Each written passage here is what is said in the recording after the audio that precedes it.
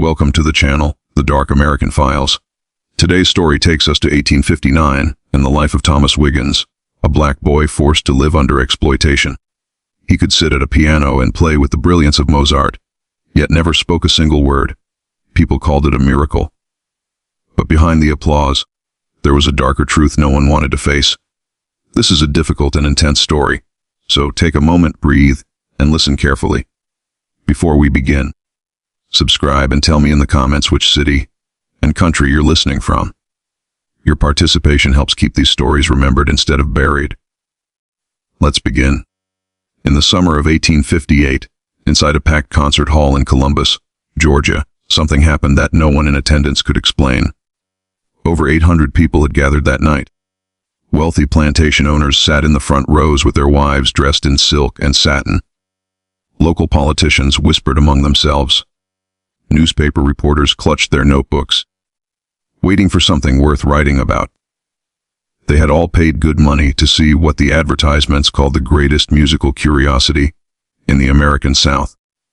But none of them were prepared for what they were about to witness. The stage was simple, just a grand piano polished to a mirror shine, sitting alone under the gas light. The audience grew quiet when a white man in a tailored suit walked out and raised his hand. His name was James Neal Bethan, a lawyer and former newspaper editor who had made his fortune in land and slaves. He smiled at the crowd like a circus ringmaster about to reveal the main attraction. "Ladies and gentlemen," he said, "what you are about to see will challenge everything you believe about the Negro race. What you are about to hear will make you question the very nature of God's creation. I present to you a boy who cannot read a single word. A boy who cannot write his own name. A boy who doctors have declared mentally deficient, barely capable of feeding himself or dressing without assistance. And yet this same boy will sit at this piano and perform feats of musical genius that the greatest composers in Europe could not match." The audience murmured. Some laughed nervously. Others leaned forward in their seats. Bethan paused for effect, then gestured toward the side of the stage. "I give you Blind Tom." A small figure emerged from the shadows. He was 8 years old, though he looked younger.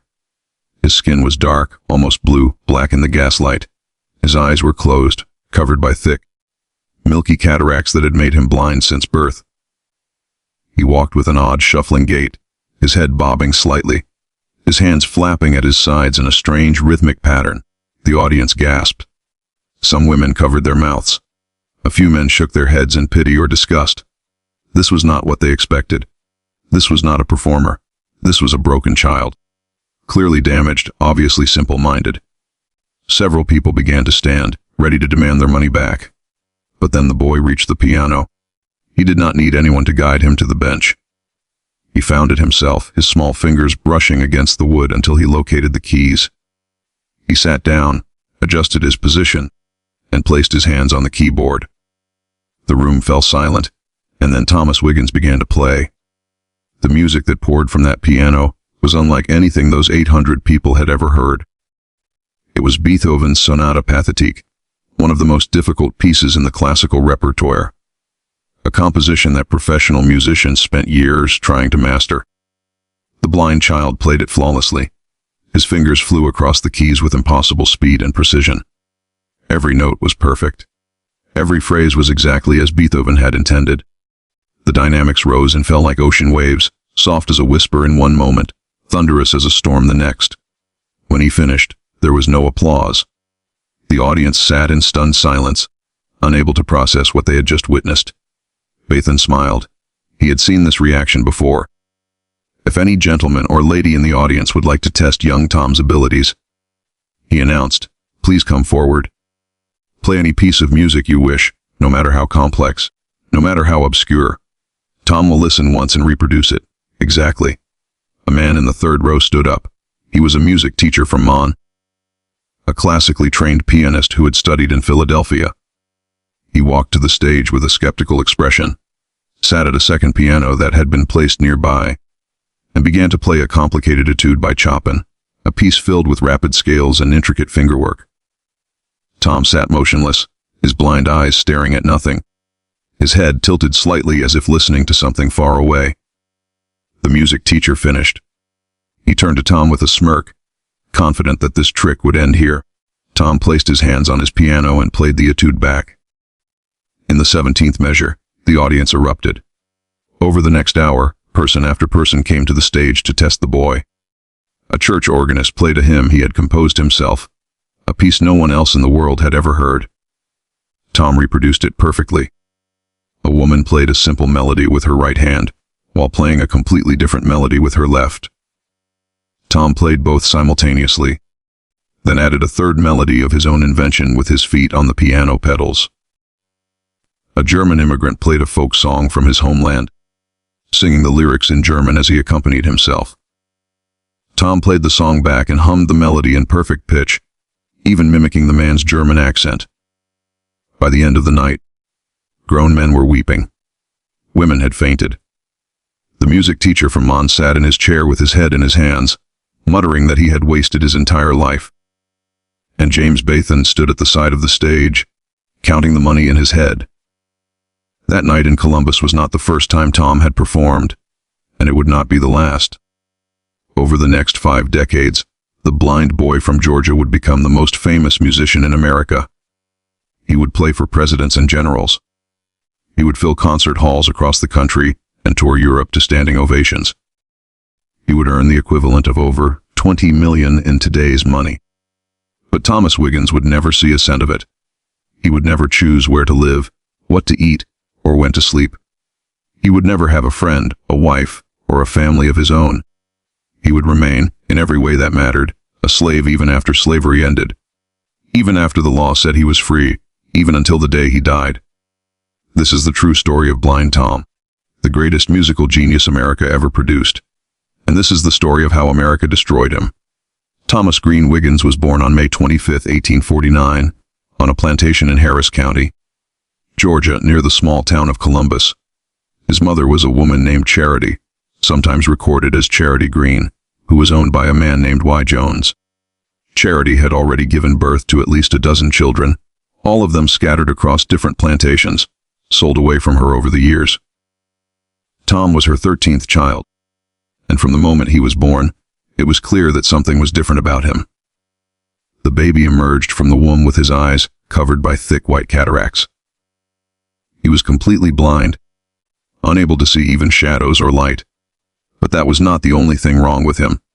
In the days and weeks after his birth, Charity noticed that her son did not behave like her other children. He did not respond when she called his name. He did not look at her face when she held him. He did not cry when he was hungry or uncomfortable. He simply lay there, silent and still, as if he were somewhere else entirely. The other enslaved people on the plantation whispered that the child was cursed. Some said he had no soul. Others said he was punishment from God for some unknown sin.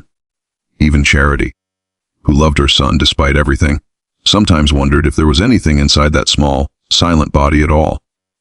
In the fall of 1850, when Tom was about 18 months old, Y. Jones decided to sell off some of his slaves.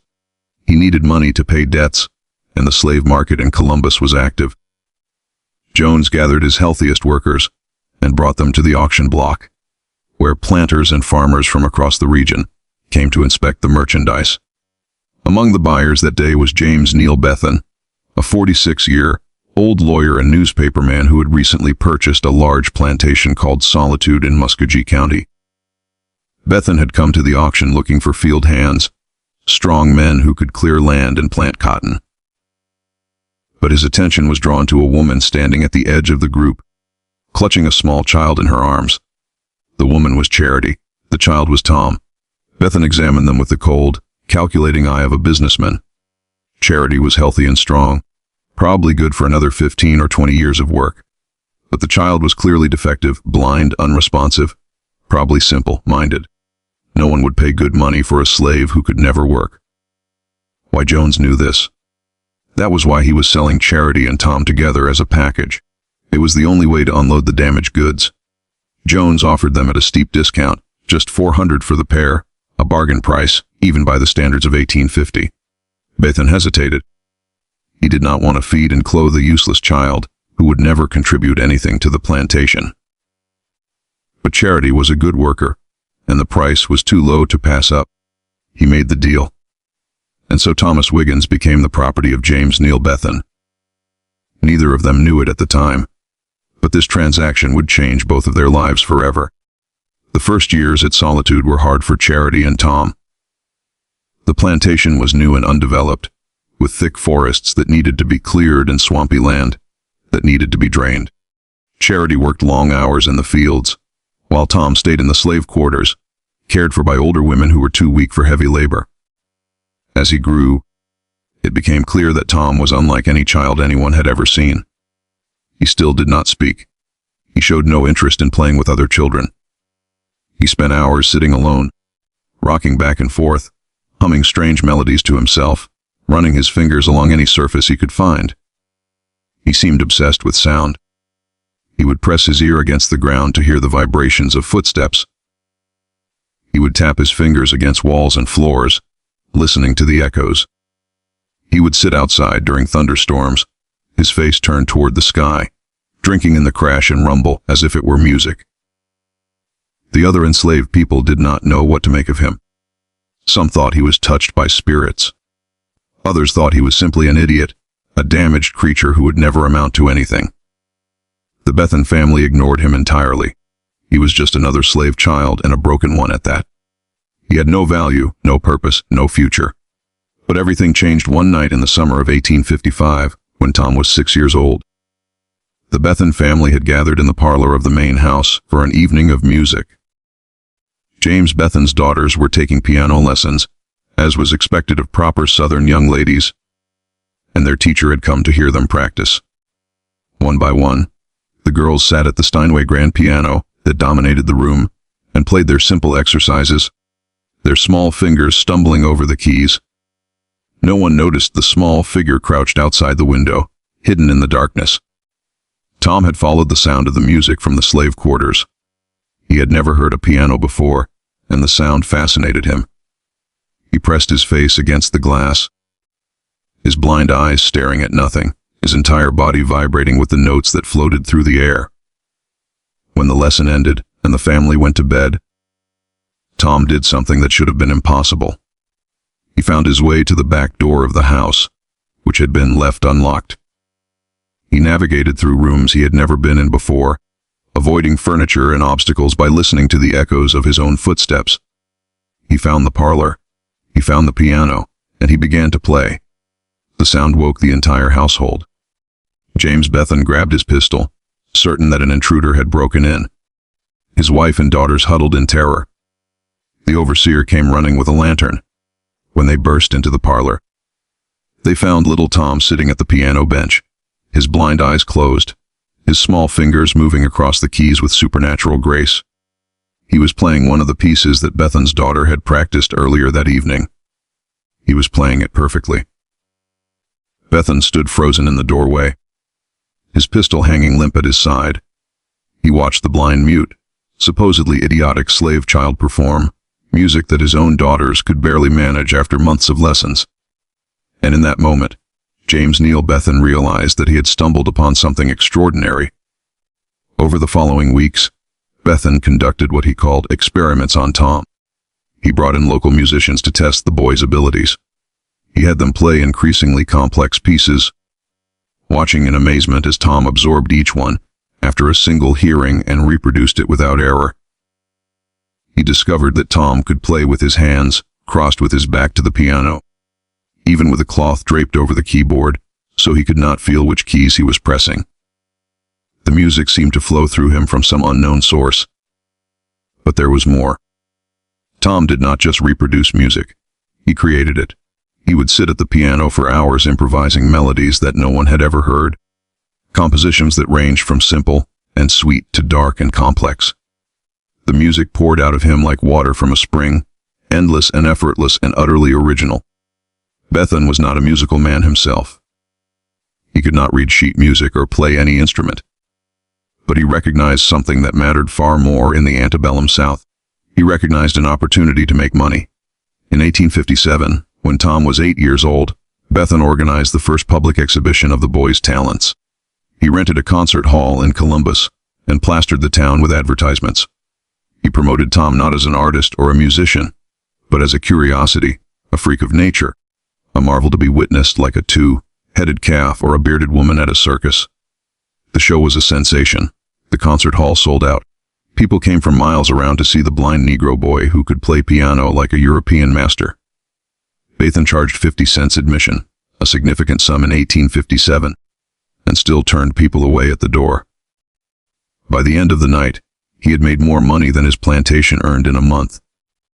Bethan immediately began planning a tour. He pulled Tom away from his mother and the only home he had ever known.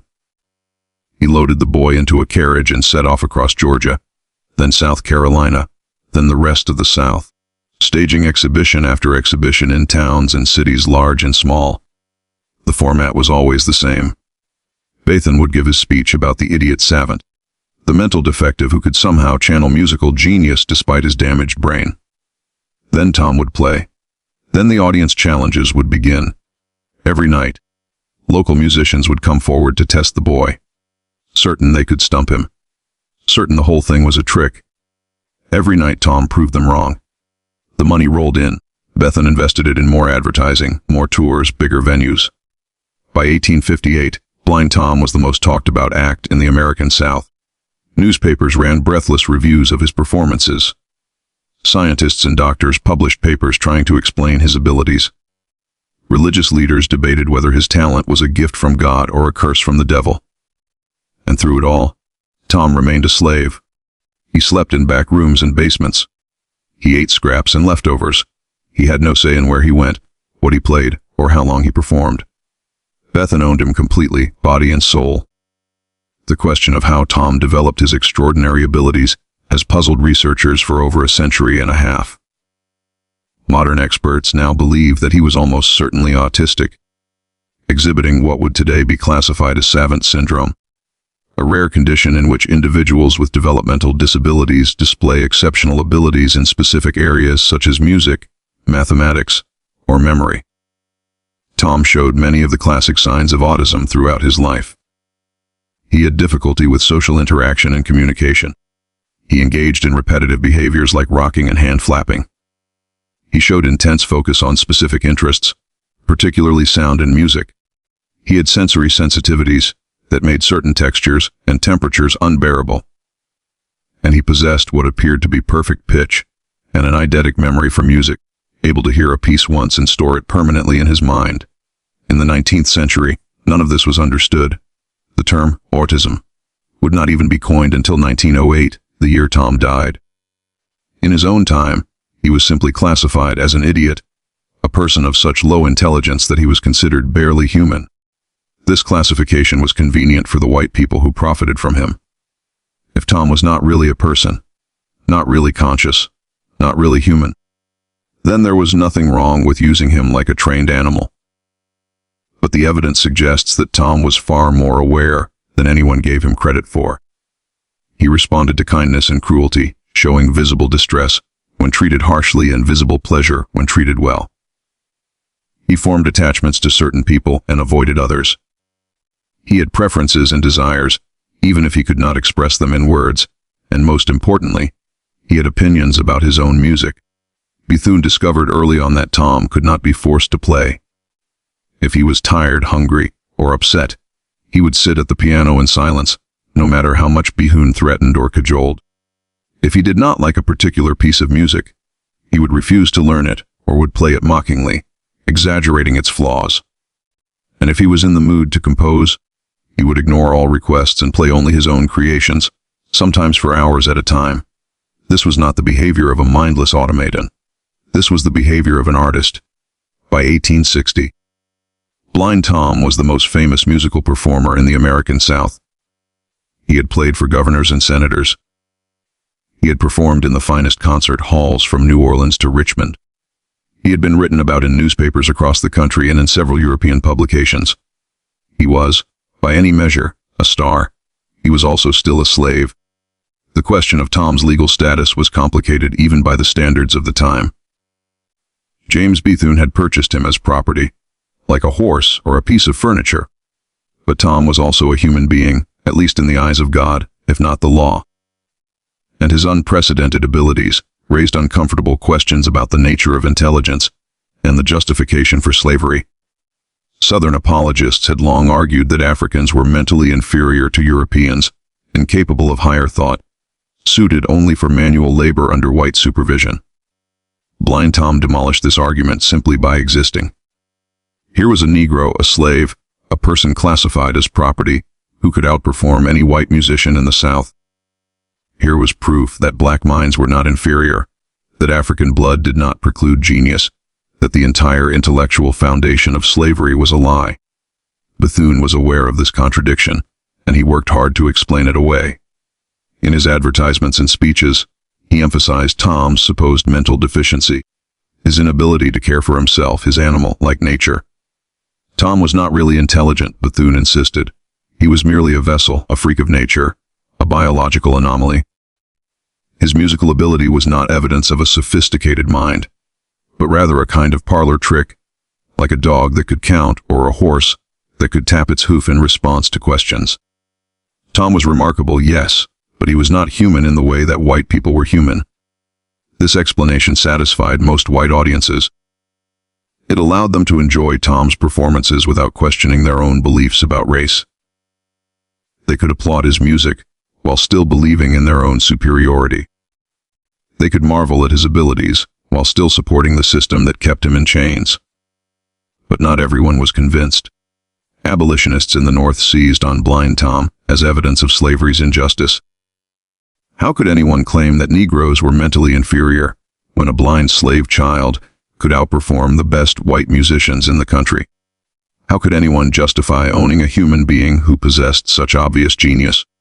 The debate over Tom intensified as the 1860 presidential election approached and the country lurched toward civil war. For Bethune, the timing was dangerous. If the Union won and slavery ended, he would lose his most valuable asset. Tom was worth more than the entire plantation, more than all of Bethune's other slaves combined. Losing him would be financial ruin. So Bethune took steps to protect his investment.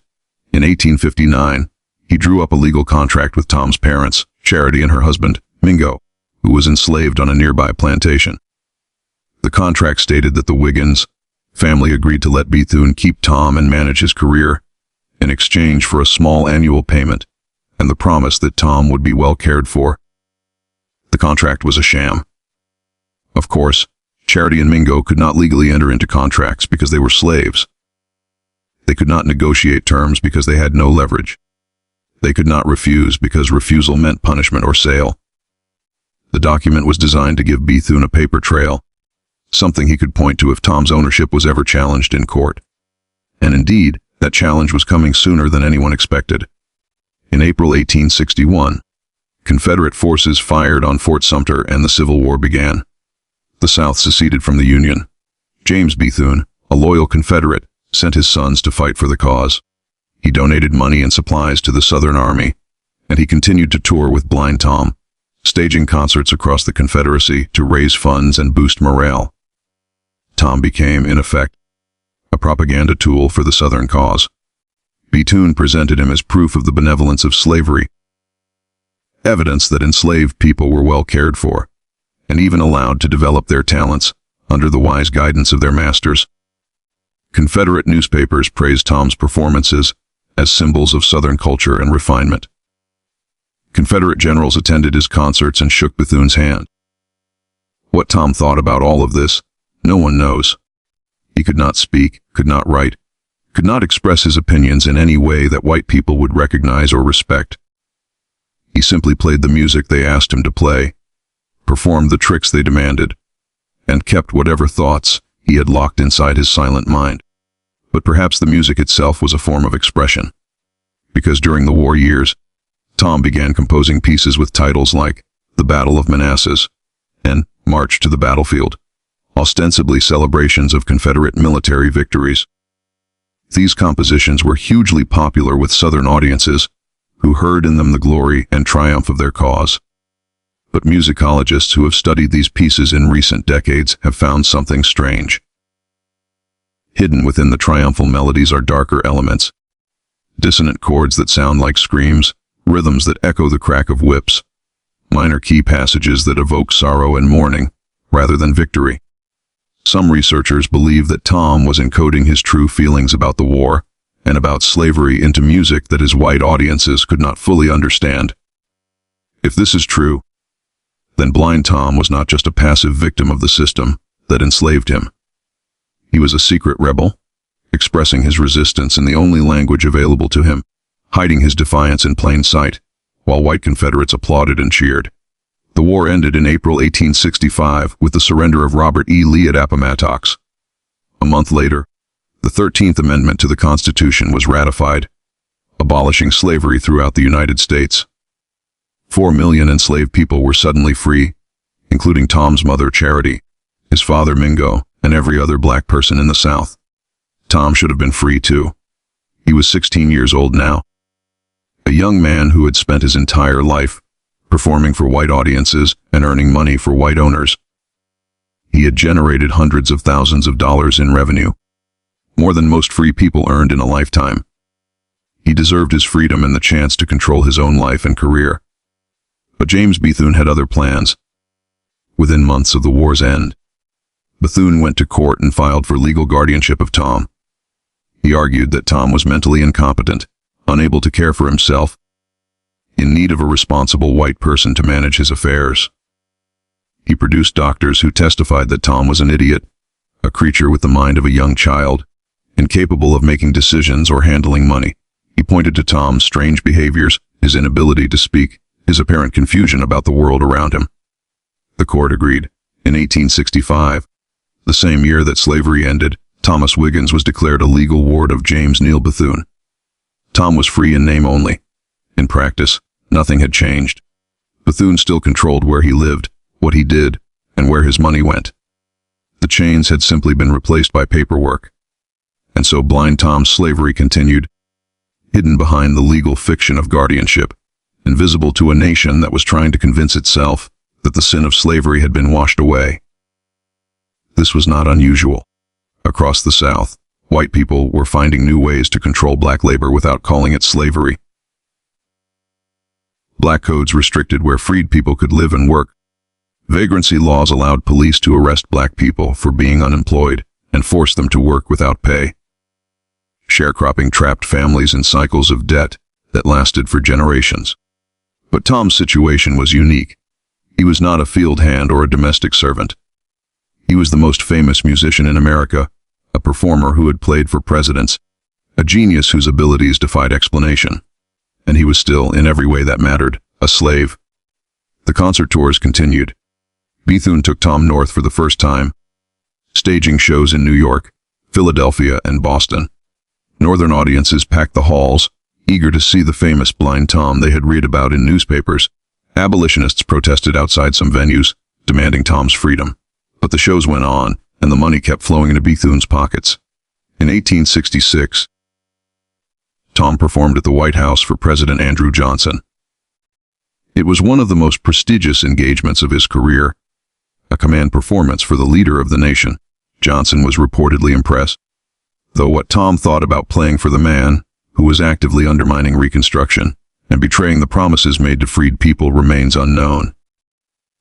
By the end of the 1860s, Blind Tom had earned the equivalent of several $1 million in today's money. He had performed hundreds of concerts across the United States and begun planning tours of Europe. He was, by any financial measure, one of the most successful entertainers of his era. And he still owned nothing, not a house, not a dollar, not even the clothes on his back. Everything he had earned belonged to James Bethune. Everything he would ever earn would belong to James Bethune or his heirs. The guardianship arrangement ensured that Tom would remain a source of wealth for white people until the day he died. Tom's mother, Charity, watched all of this from a distance.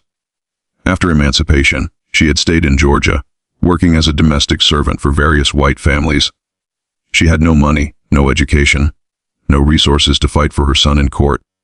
She could only watch as her child was paraded across the country performing for white audiences who saw him as a curiosity rather than a person. In 1870, Charity attempted to challenge Bethune's guardianship.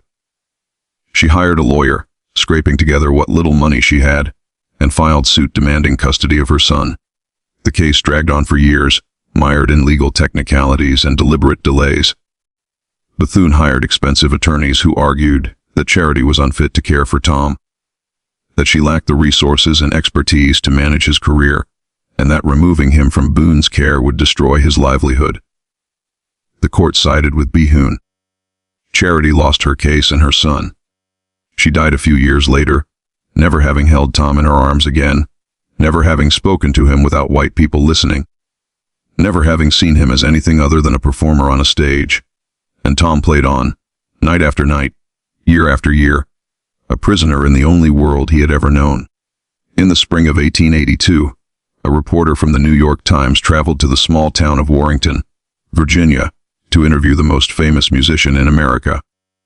The reporter had heard the stories, of course. Everyone had heard the stories. The blind Negro boy who could play any piece of music after hearing it once. The idiot savant who had performed for presidents and kings. The human curiosity who had earned millions of dollars without ever understanding what money was. But the reporter was not prepared for what he found.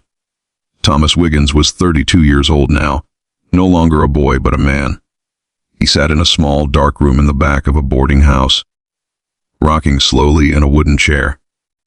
His eyes were still clouded with the cataracts that had blinded him since birth. His hair was starting to gray at the temples. His clothes were simple and worn, nothing like the fine suits he wore on stage. When the reporter entered, Tom did not acknowledge him.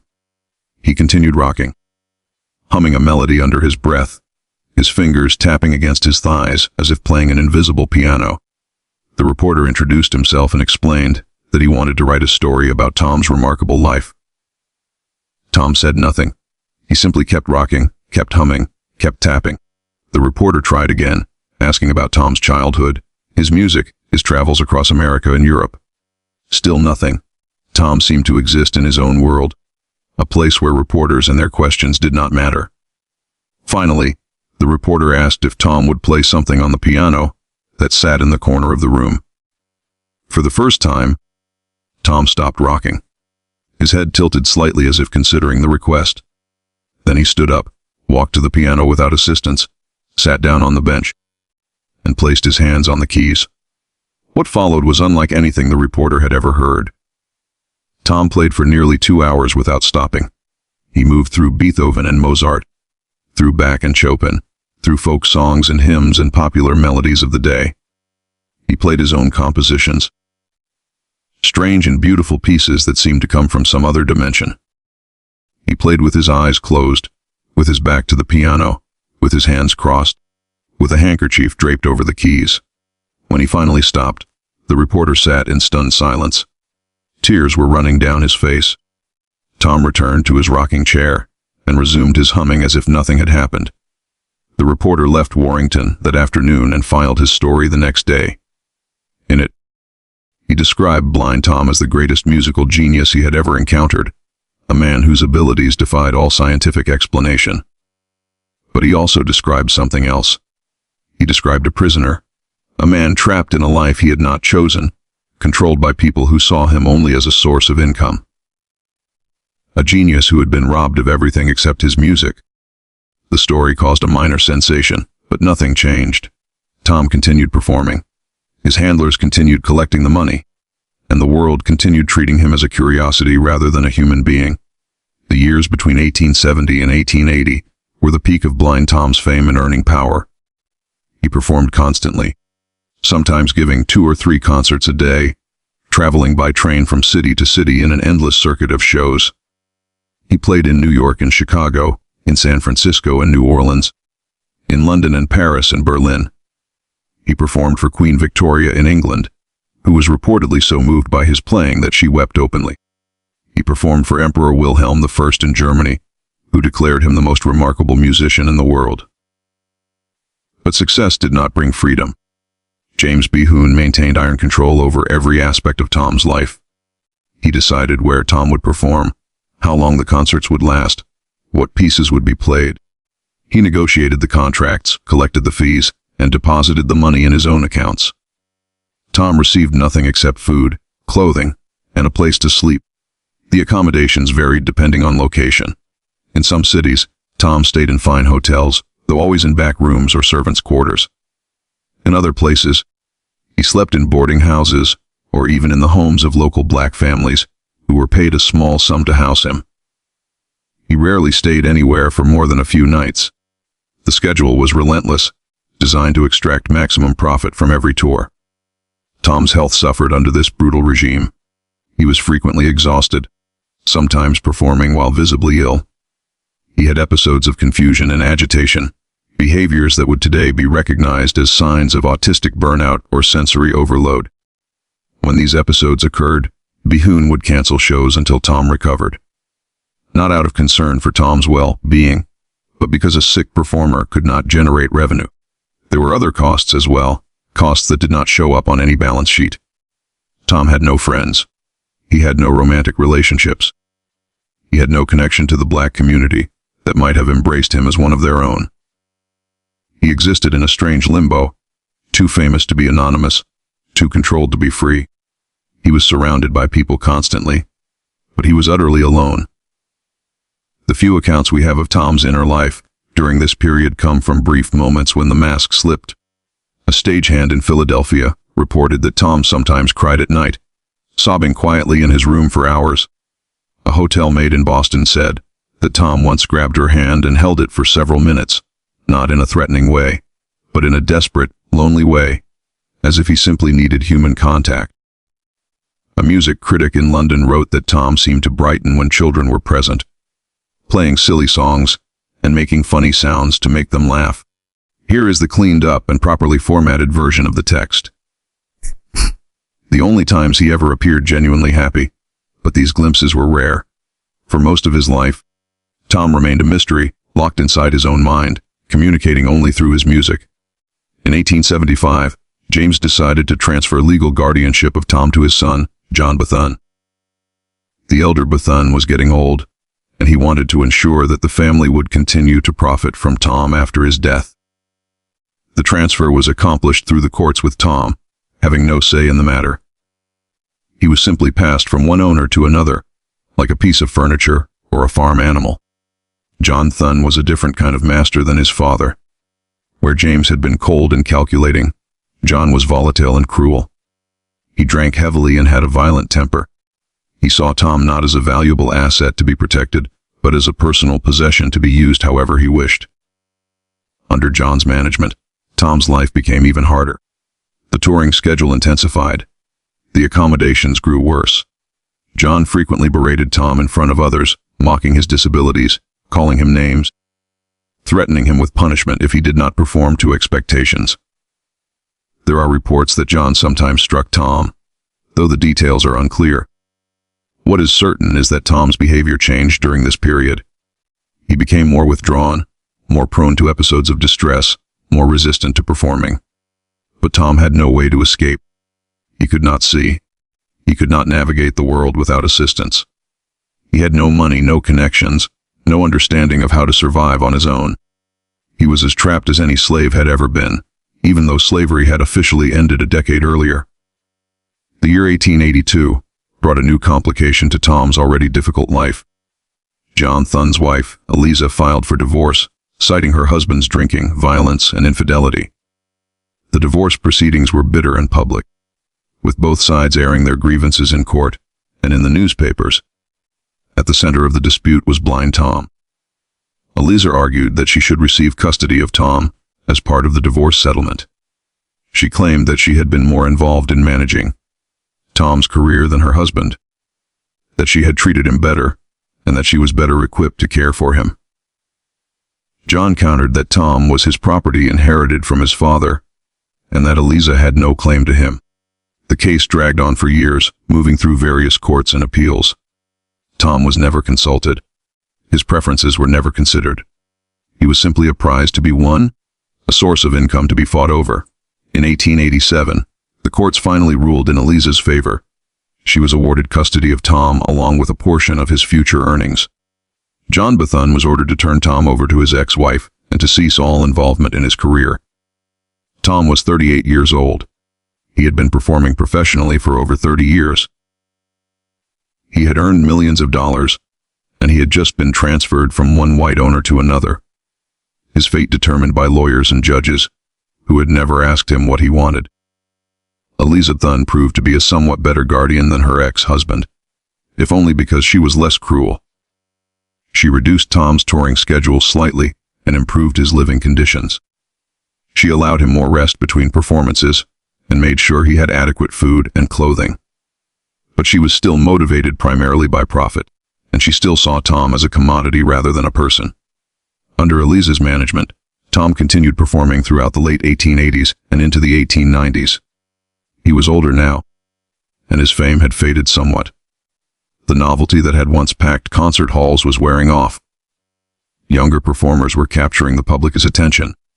The newspapers that had once breathlessly reported on Tom's every appearance now barely mentioned him. But Tom could still draw a crowd, especially in smaller towns and cities where he had never performed before. Eliza focused on these secondary markets, booking Tom into smaller venues for lower fees. The tours were less glamorous than they had been in the 1870s, but they were still profitable. During this period, Tom began to show signs of age and decline. His memory, once seemingly infinite, started to falter. He would sometimes forget pieces he had played hundreds of times. He would lose his place in the middle of a performance and have to start over. His improvisations became less fluid, less inspired. The genius was still there, but it was flickering. Tom also became more difficult to manage. He would sometimes refuse to perform, sitting at the piano in silence, no matter how much Eliza pleaded or threatened. He would play pieces that were not on the program, ignoring requests from the audience. He would stop in the middle of a concert and walk off stage without explanation. These incidents were unpredictable and increasingly frequent. Some historians have interpreted this behavior as a form of resistance, Tom's only way of asserting control over his own life. He could not speak, could not escape, could not fight back physically, but he could refuse. He could sit in silence. He could deny his captors the one thing they wanted from him. In a life defined by powerlessness, this small rebellion may have been Tom's only source of agency. Others have suggested that Tom's behavior was simply a result of aging and mental decline. He was approaching 50, ancient by the standards of the time, and his brain was no longer functioning as it once had. The strange behaviors that had always characterized him were becoming more pronounced, more disruptive, more difficult to manage. Whatever the cause, the result was the same. By the mid-1890s, Blind Tom was no longer the reliable money-making machine he had once been. His performances were inconsistent. His audiences were shrinking. His earning power was declining. Eliza Thun, who had fought so hard to gain control of him, was beginning to wonder if he was worth the trouble. In 1898, something remarkable happened. A lawyer named Albion Tour, a white man who had been a Union soldier during the Civil War and had dedicated his life to fighting for civil rights, took an interest in Tom's case. Tour was famous for having argued Plessy v. Ferguson before the Supreme Court, the landmark case that unfortunately established the separate but equal doctrine that would govern American race relations for the next half-century. Though he had lost that case, Tour remained committed to the cause of racial justice. He believed that Tom was being held illegally, that the guardianship arrangement was a violation of his constitutional rights. He filed suit on Tom's behalf, arguing that a competent adult could not be held as a ward without his consent, that the guardianship laws were being abused to perpetuate a form of slavery, and that Tom deserved the right to control his own life and earnings. The case attracted significant attention. Newspapers across the country covered the proceedings. Editorials were written debating the merits of the arguments. For a brief moment, it seemed possible that Tom might finally be freed, but the courts disagreed. Judge after judge ruled that Tom was indeed mentally incompetent, that he required a guardian to manage his affairs, and that the arrangement with Eliza Thun was legal and appropriate. The evidence of Tom's disabilities was overwhelming. They said he could not speak, could not care for himself. He could not understand money or contracts, or the complexities of the world. Without a guardian, he would be helpless. Tour appealed, but the higher courts affirmed the lower court rulings. The case was closed. Tom remained Eliza Thun's property in all but name. Tour died in 1905, still fighting for causes he believed in. Tom outlived him by 3 years. The final decade of Tom's life was marked by obscurity and decline. Elizabeth had largely given up on touring by 1900. The costs of travel and accommodation were no longer justified by the dwindling audiences. Tom was kept in a small house in Hoboken, New Jersey, cared for by hired servants, trotted out occasionally for private performances when Eliza needed money. Few visitors came to see him. The newspapers had long since moved on to other stories. The musical world had evolved, embracing new styles and new stars. Blind Tom, once the most famous performer in America, was largely forgotten. But Tom still had his music. He still played every day for hours at a time alone in his small room with a battered upright piano. He played the pieces he had learned decades earlier, the Beethoven and Mozart and Bach, that had once brought audiences to their feet. He played his own compositions, the strange and beautiful melodies that had emerged from his unique mind. He played for no one except himself. What did Tom think during those long, lonely hours at the piano? What emotions did he feel? We will never know. He could not tell us, he could only play. In 1904, Elizabeth was interviewed by a reporter who was writing a retrospective article about Tom's career. She described him as a simple creature, content with his lot, grateful for the care she provided. She said he was like a child, innocent and happy, unaware of the world's complexities. But others who saw Tom during this period painted a different picture. A servant who worked in the Hoboken house said that Tom often seemed sad, sitting for hours in silence, refusing to eat or engage with anyone. A neighbor reported hearing Tom play the same mournful melody over and over late at night, the sound drifting through the walls like a ghost. A doctor who examined Tom in 1906 noted that he showed signs of depression and withdrawal, common in individuals who had experienced prolonged isolation and lack of stimulation. The truth is probably somewhere in between. Tom was neither the contented innocent that Eliza described, nor the tragic figure that others portrayed. He was a complex human being with thoughts and feelings and experiences that we can only guess at. He had lived an extraordinary life, one filled with triumph and tragedy, fame and exploitation, genius and suffering. And now that life was coming to an end. On June 13, 1908, Thomas Green Wiggins died of a stroke at the age of 59. He was alone when he died in his small room in Hoboken, far from the concert halls where he had once performed and the plantation where he had been born. His death was reported briefly in a few newspapers, mostly as a curiosity, a footnote to an earlier era. The headlines called him Blind Tom, the name his owners had given him, the name that reduced his entire existence to a disability and a nickname. Few mentioned his full name. Few acknowledged his humanity. Few mourned his passing. Elizabeth arranged for a modest funeral. Tom was buried in Evergreen Cemetery in Brooklyn, New York, in an unmarked grave. The man who had performed for presidents and queens, who had played in the finest concert halls on 2 continents, who had earned millions of dollars over his career, was laid to rest without even a stone to mark his place. For nearly a century, no one knew where Thomas Wiggins was buried. His grave was lost, forgotten like the man himself. It was not until 1976 that researchers finally located his remains in a plot that had been purchased by Elizabeth under her own name rather than Tom's. In 2002, a proper marker was finally placed on Tom's grave. It reads Thomas Wiggins Blind Tom, 1849-1908, renowned pianist and composer. The marker acknowledges both his slave name and his stage name, the identity imposed on him by white owners who saw him only as a source of profit. But the marker also calls him what he truly was, a pianist, a composer, an artist. It took 94 years for America to put those words on his grave.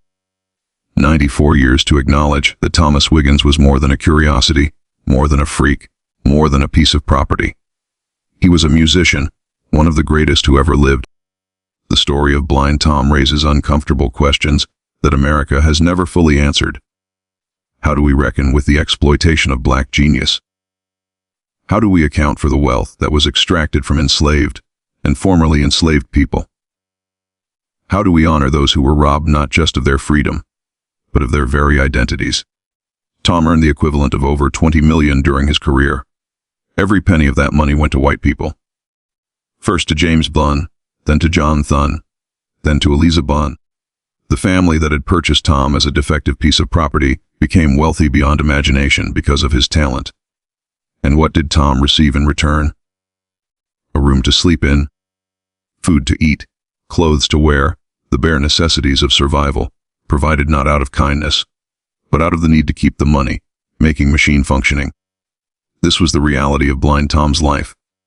He was not a person but a product, not an artist but an attraction.